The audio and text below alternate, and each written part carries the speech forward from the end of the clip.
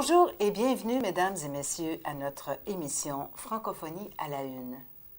Nous allons aujourd'hui répondre à la question « Qu'est-ce que la francophonie ?» Et notre correspondant, Gérard Charpentier, va nous y aider. Mais Gérard, où êtes-vous aujourd'hui? Comme vous le savez, nous pouvons aujourd'hui, comme par magie, nous trouver ici et ailleurs, et en même temps. Et j'aimerais vous dire qu'aujourd'hui, je me trouve à Paris, siège de l'Organisation internationale de la francophonie, fondée en 1970 sous le nom d'Agence de coopération culturelle et technique. Maintenant, pour répondre à la question, la francophonie, comment la définir? Il faut accepter que ce mot francophonie puisse avoir plusieurs significations. Tout d'abord, disons que la francophonie, c'est l'ensemble des personnes qui parlent français. La francophonie, cependant, peut également, comme c'est le cas actuellement, désigner soit son cadre structurel général, soit les éléments qui l'animent. C'est ainsi que progressivement s'est imposée l'idée de parler de la francophonie avec un F majuscule ou un F minuscule, pour traduire ces deux réalités différentes, mais complémentaires.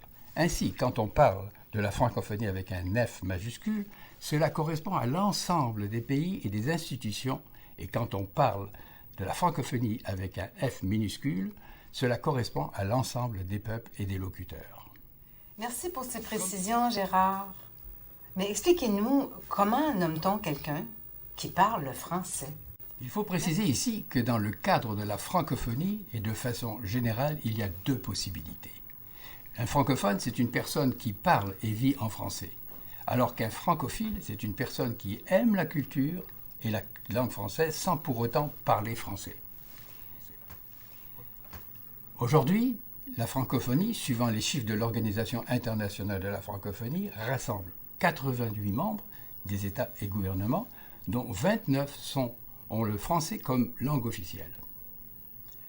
Ces 88 membres regroupent une population de 1,2 milliard de francophones et francophiles, dont 321 millions parlent quotidiennement ou fréquemment le français. Et en conclusion, je dirais que ces 88 membres représentent 16% de la richesse mondiale. Merci, Gérard, et merci à vous.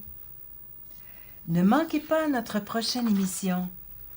La francophonie comme espace de rencontre et de partage entre les peuples.